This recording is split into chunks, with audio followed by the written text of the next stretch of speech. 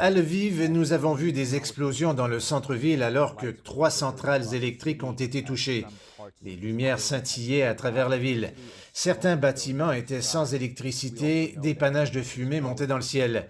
Nous savons également qu'au moins 6 gares ont été touchées par des missiles russes. Les responsables russes disent qu'ils essayaient de cibler les infrastructures qui fournissent et transportent des armes sur le champ de bataille. À Mariupol, nous savons qu'au moins 300 civils, selon l'ONU, ont été évacués. Les efforts déployés par l'ONU et la Croix-Rouge pour établir un corridor humanitaire ont fait sortir des civils de cette asyrie. Les forces russes se sont engagées dans cette asyrie juste après le retrait des civils. Les combats se poursuivent là-bas.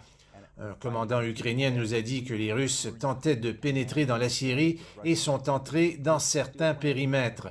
Les responsables russes disent qu'ils n'ont aucune envie d'entrer dans la Syrie et démentent cette affirmation.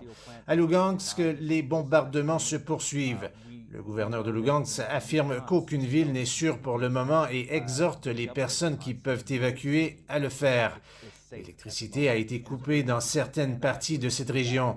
Kharkiv continue de subir de violents bombardements.